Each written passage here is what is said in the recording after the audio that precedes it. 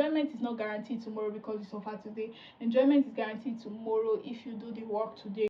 What do you rate yourself on the scale of 1 to 10?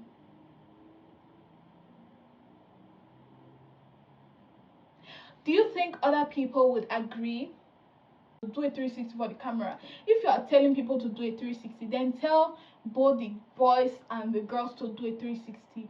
Hey guys, welcome back to my channel. So in today's video, I'm going to be talking about my most controversial unpopular opinions, because why not? So today's video is just going to be me saying some things that I feel needs to be said, but people are too scared to say it. So I'm here to say it because it's my channel and I'll do what I want. So my first most controversial unpopular opinion is about 9 to 5. I feel like we live in a generation where things happen so fast, so quick on social media, and people have businesses, people want to be boss babes, people want to be tech gurus, tech bro, tech sis, whatever.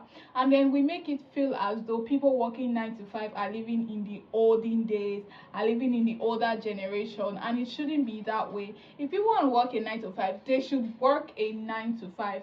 Because we just make it seem that, oh, why are you working a 9 to 5? You're going to work for the rest of your life. People want to work for the rest of their lives. That is why they got their degree. People want to be CEOs. People want to go to something and then come back every day. People want the same routine. I feel like in this generation, yes, a lot of people don't want the same old routine of being like, okay, going to work, coming back, going to work, coming back. But for people that actually want to do that, we should not make it feel as though, oh, they are like living someone else's dream, or they're going to work for the rest of their life, or like they're one salary away from being broke. It shouldn't be that way. People should be allowed to do what they want to do. And if they want to work a 9 to 5, if they want to go to work every day, if they derive joy from going to work every day, this generation should not make it seem as though like everybody should have a business, or everybody should be on social media, or everybody should be doing one or two things for themselves. Like, if nobody's working a 9 to 5, then how are we going to get service workers? How are we going to get doctors? How are we going to get the engineers? How are we going to get people that we need in the corporate space? So working a 9 to 5 is not a bad thing, and don't allow anybody to make you feel bad because you want to work a 9 to 5. If you want to work a 9 to 5, do that. If you want to own a business, do that. If you want to be a social media entrepreneur, whatever, do that. Don't allow people make you feel bad for working a 9 to 5. You are not living someone else's dream just because you are working a 9 to 5. If you are working a 9 to 5 and that is what you genuinely want to do, do it. Don't feel like, oh, because everybody's on social media or everybody's an entrepreneur or a boss babe, that's what you want to do. If you genuinely want to work, then work. Don't allow anybody make you feel bad for working. My second most unpopular controversial opinion is that happiness is not in the next best thing. We live in a generation that makes it feel as though, oh, we need to constantly chase joy, or constantly chase happiness, or constantly chase like the next thing. And I feel like it's normal. As humans, we are supposed to go after the next thing. I feel like it's just in our nature. If we have money, we're chasing more money. If we have the business, we're looking for how to make the business better. If we have a house or a car, we're looking for a bigger house or a bigger car. I feel like it's normal. But attaching your happiness to those things that, like, maybe you're not going to be happy until you get it, or you're not going to feel satisfied until you get it, so you feel like, oh, I'll be happy when I get the car, I'll be happy when my business grows, or I'll be happy when this and this. Yes, when you accomplish those things, or when you get those things, you're going to be happy, but don't necessarily attach your happiness to those things, if you know what I mean, right? So we live in a generation where people are always chasing the next thing, so they feel like, oh, they always have to postpone their joy, or they always have to postpone their happiness, or they always have to postpone feeling fulfilled. Feel fulfilled where you are. Be happy where you are. Gain joy from where you are. Be content while you are striving for more, because happiness is not in the next best thing. So guys, my third most unpopular opinion is that you are not a self-improvement project. I know, because it's a bit controversial, because I feel like I have a self-improvement channel. I have a channel that just makes you become better, and because as humans we should get better. But you're not a self-improvement project, if you know what I mean. I feel like once you go on a journey of self-improvement, once you like say, oh, this is not the life I want. I want a better life. I want to do something better. I want more for myself, more for my family, my career. I want to work out. I want to start diet. I want to start a business, whatever. You are not a project to constantly try to upgrade, if you know what I mean. I don't know if it's making sense, but you're not a project. Learn to be happy with who you are. I feel like the journey of self-development and self-improvement can be addictive, because I've been there. It's very addictive in the sense that if you are not doing something extra, or if you're not, let's say if you're not working out, or if you are not doing what you said you're going to do, if you're not doing, if you're not, let's say you're going to journal, or you're going to like write a business plan, or you feel like, oh, you're not good enough, or you're not worthy, or you feel like a hypocrite for not doing the things you said you were going to do, take a break, take a breather, rest. You resting is not you being lazy. Rest so you don't get burnt out. I feel like this thing of constantly chasing a better version of ourselves, it can become addictive. It can become a thing of you're not going to be happy until you make it, or until you blow, or until like you achieve what you said you were going to achieve. Like, learn to calm down. Like, you're not a self-improvement project. You shouldn't always be looking for how to, I feel like you should look, that's why I said it's controversial, because in the sense that we should always try to be better, but you are not like a project that you constantly need to work on. Or like if you feel like you are not doing what you said you're going to do, or if you feel like you are not living up to other people's expectations, or if you feel like you're not living up to your own expectations, and then you beat yourself up, and then you feel like a hypocrite, or you have imposter syndrome, you are not a self-improvement project. Learn to relax, learn to calm down, learn to know when to take a break, learn to know when to quit. I know they say there's no such thing as you quitting, or like you shouldn't quit, or like whatever you want to do should be prosperous because you shouldn't quit, you shouldn't quit. But there are specific things that you should know when to quit. There are specific things that you should know when to give up on. There are specific things that you know that this thing is not going to work for me. I'm going to try something else. I'm going to try a different plan. I'm going to try a different method. You must not change the goal, but be flexible with your plan. Be flexible with how you want the process to go. Be flexible with, you must not necessarily change the destination, but be willing to take a different path. Be willing to take a different road, but that would lead you to that same destination. So you're not a self-improvement project that you that there's, I feel like social media gurus and these self-improvement gurus and these people telling you, oh, you're not good enough until you accomplish this, you're not good enough until you wake up 3 a.m. in the morning, you're not good enough until you go on a diet, until you work out, and all those things. It's just like, it's excessive. Like, it's cute when it's like, oh, like you should do this because you want your life to be better, you should do this because you want more for yourself. But when it's like the constant thing of, oh, you need to be better, if not you are a failure, if not you're not gonna succeed, if not you're not gonna get to where you want to go to, it's excessive. Like, learn to calm down, learn to take a step without seeing the whole staircase. Like, I always go by that saying, you must not see the whole thing, you must not like have the whole plan, it must not be crystal clear what you are going to do. But if you want to do something, take the next step and have faith that with each step you take, it's going to get clearer and clearer. So that's my third most controversial opinion. So similar to the third one, is the fourth one is that you don't have to have it all figured out. As I said earlier, take the first step without seeing the whole staircase. You don't have to have it figured out. I feel like we live in a time where it's social media is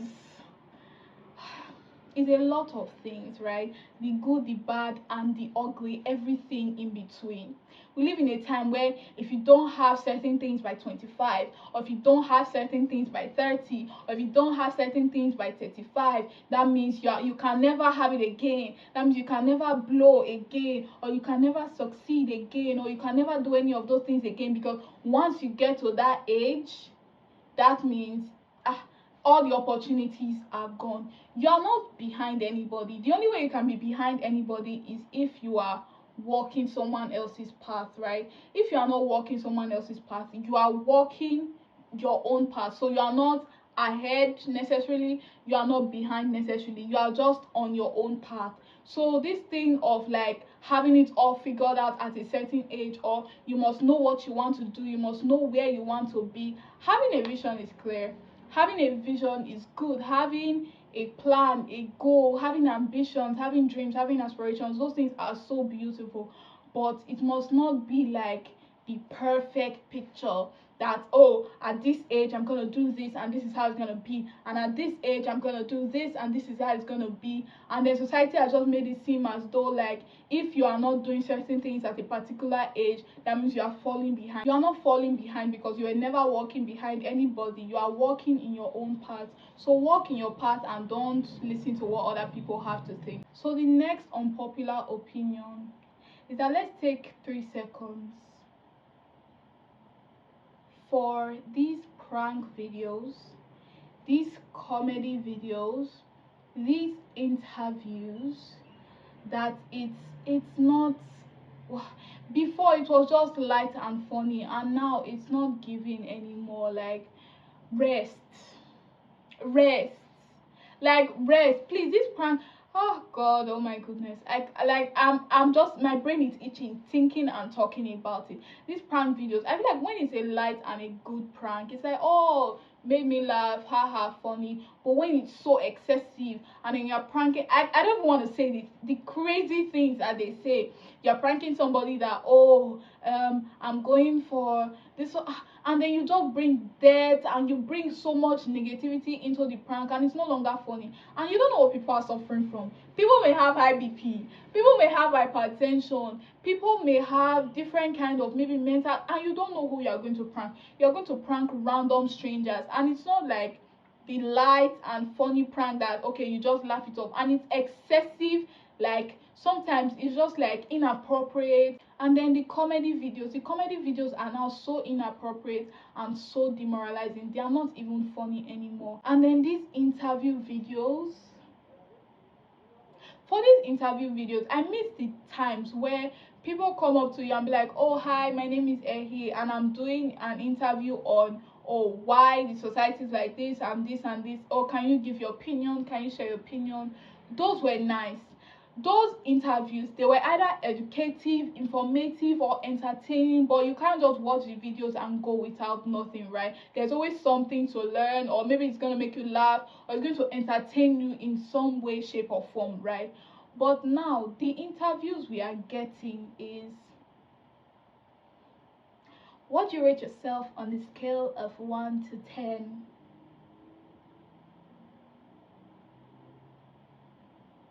Do you think other people would agree? Can you do a 360 for the camera?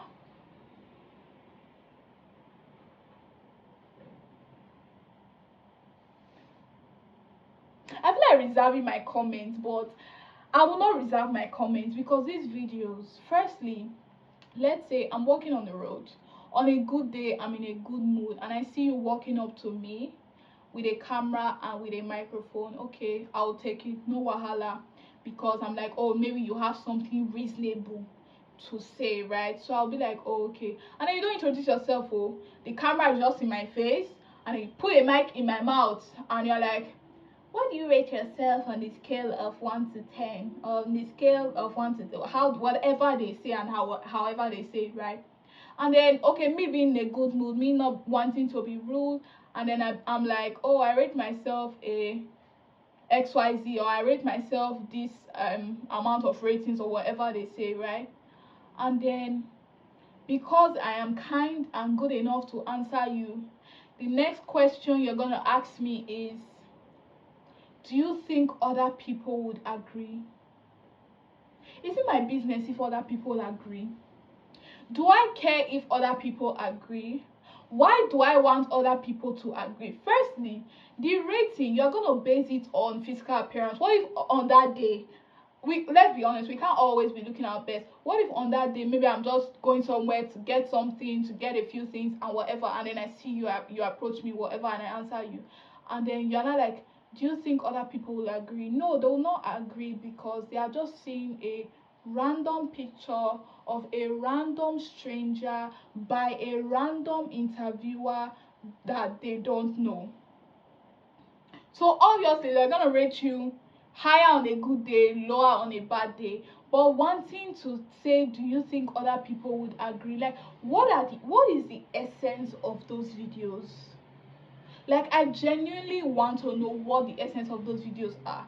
I see them on my phone and I scroll past because it's not funny, it's not educative, it's not informative, it's not entertaining. There's nothing about those videos. Not everything is content. And then on a good day you are saying, oh, and then you ask me, I answer you, and you're like, do you think other people will agree? And then I'm like, and maybe on a good day I'm not like, oh, I don't know, maybe not. And then I will now stand for you to come and snap me and then go and give a random or show a random stranger my picture and be like, what do you rate her on the scale of 1 to 10? I think we need to take a moment for these people because it needs to be said. Someone needs to say it. Like,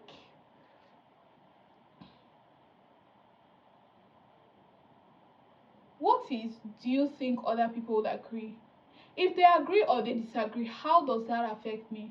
How does that? And sometimes it can, then you not and then you literally see yourself on TikTok, Instagram, whatever platform they want to post it, and then you not see somebody rating you so low, like, oh, I'm gonna give her a 2, I'm gonna give her a 3, and then that can affect I don't know, I'm laughing. That can affect someone's confidence. That can affect someone's confidence.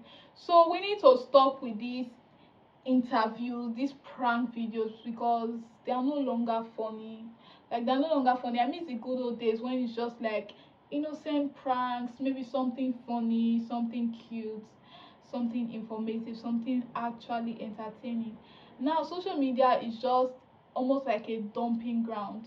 Whatever content, if somebody wakes up today and feel like saying the random, most useless, most stupid thing, they're gonna record themselves and say it, and you have no choice but to listen, because all you do is consume, and there is no filter, there is no standard for like what you should be consuming on social media. You just allow the internet to drop and dump everything into your head. So that's why people feel like they can do whatever they want to do, because you that is watching it, you're allowing them to dump whatever information, whatever thing you want them to dump inside your head. Like, we need to stop with these interviews of what do you rate yourself. Please, whatever I rate myself is my business. Whatever you want to rate me, that is your opinion, that is your business. But don't come to people with an interview, especially the 360. And it's women, these people don't interview guys and tell them to do a 360 for the camera. They don't.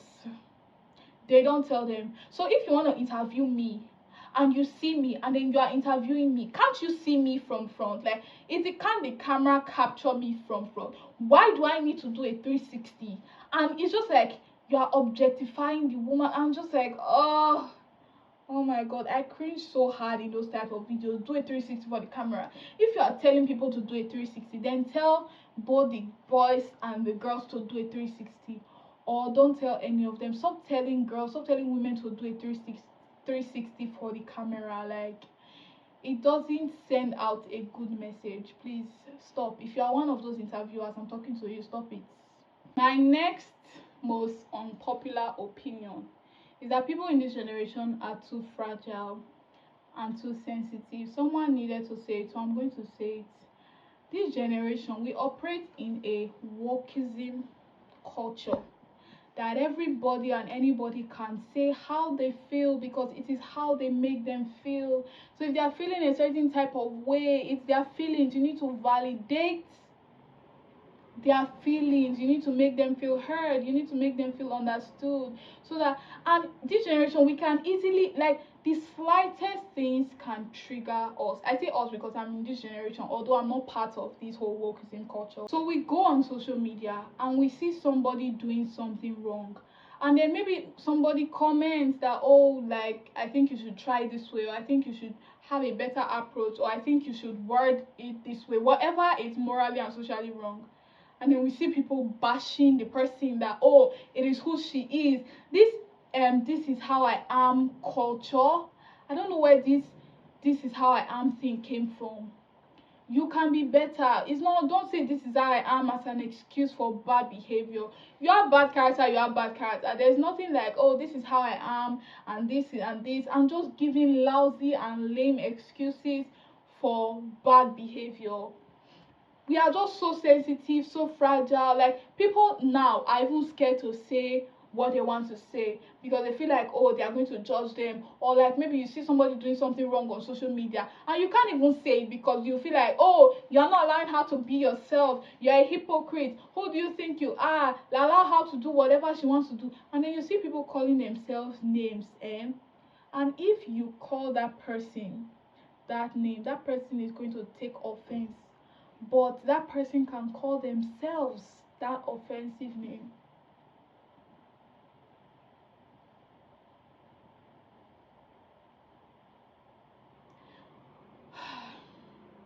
We are too sensitive.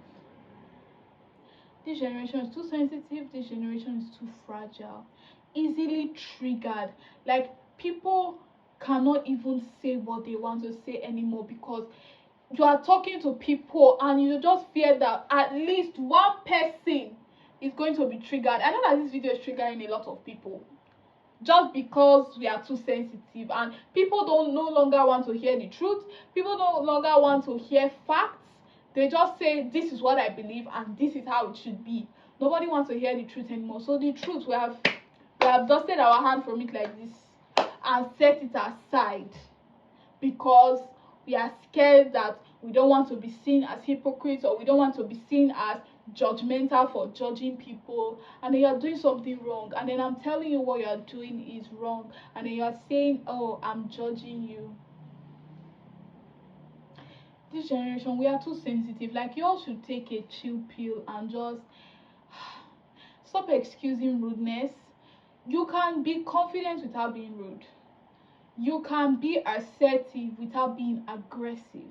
You can share your opinion and have other people listen without you trying to water down another person or downplay another person's opinion. We're just too sensitive and too triggered. It's annoying. Like, it's very, very annoying. So my last most unpopular opinion is that there is no achievement in suffering. And I'm going to be specific. I'm going to talk about Nigeria. Nigeria, yes, there are a lot of, I don't need to talk too much, but there are a lot of things happening in the society, right? But there is no achievement in suffering. People got so used to shrinking themselves. I don't like using the word suffering. People got used to shrinking themselves and shrinking their abilities and shrinking how they live their life. And then they feel like it's normal to suffer, or it's normal to shrink yourself, or I don't know, but there's no achievement in suffering. And then we base people's successes on how much they've suffered prior to that success, right? So we have two people that are very successful. One came from like a comfortable, decent home, decent background, had maybe good quality education, good education, had food and good food and whatever, and that person ended up building from scratch without like family money, family assets, or parents assets, building from scratch a successful business, for example, right? And that person is thriving and succeeding in their aspects of life as an adult, right? And then on the other hand, we have somebody who came from nothing. Maybe somebody that was a street guy, somebody that maybe had very little to eat or had very low quality education, and that person picked themselves up and then had a successful business, had a successful career, and now both of them are successful. We're gonna say, oh, we're gonna try to, I don't know, Nigerians, we're gonna try to invalidate the person that came from like a comfortable background success, because we're gonna say, oh, you didn't suffer enough, so therefore your success is not as good or as genuine as those that have suffered before they eventually became successful. Because you are suffering today does not mean you'll be successful tomorrow. And because you are successful today does not mean you may not suffer tomorrow. So we should stop this thing of glorifying people's suffering to justify their achievements or to justify their success. So you are not successful until you've suffered before the success. Or, oh, we cannot tell you you are successful because, oh, it's not you, at least you did not sleep on the streets, or at least you had 3 square meals, or at least you had quality education, and this other person did not have education, and this other person picked themselves up. Both of them also started from scratch because they both built themselves up. So don't invalidate people's success because they've not suffered enough. I feel like that this thing happens so much in Nigeria, and sometimes it makes me tired. Somebody can come from a rich background and want to build themselves up without their family's money, without their parents' money, and build themselves a successful career, a successful business, or a successful company, whatever. And somebody can come from a poor background and also want to build themselves up, but both of them were able to achieve a certain level of success. So don't base their level of success on how much they've suffered before they became successful. Nigerians are very guilty of this. Like, you are not successful until you've suffered. So we are not going to tell you are successful because you still last came from a decent family, and you still did this and this and this and this and this, and then it's like, oh, the person that has suffered is the one that deserves to be celebrated, or the person that has suffered is the one that deserves the accolades because that person, oh, has understood both aspects. That person has understood like how life works and how suffering is. So now they are living the life, they are living the dream, and now like they have made it. Now you should validate them. But you did not suffer, you have never suffered, so we should not validate you because what? If somebody came from a rich background and they want to become richer, allow them to become richer. If somebody came from a poor background and they want to become rich, allow them to become rich. Don't base people's level of achievement on how much they have suffered. Please don't glorify suffering. There's nothing good about suffering. There is nothing rewarding like about suffering, and then you're just suffering and you're like, oh, because this hardship is today, so enjoyment is tomorrow. Enjoyment is not guaranteed tomorrow because you suffer today. Enjoyment is guaranteed tomorrow if you do the work today, not if you suffer today. Please, like, don't get it twisted. This thing of glorifying suffering, it's not it. Like, it's literally not it. Please, guys.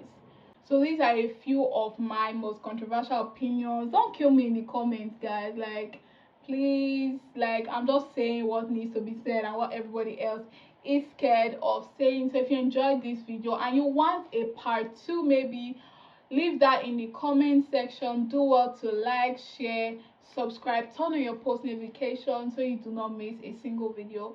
And I'll be back with a bigger and better video next time. Bye.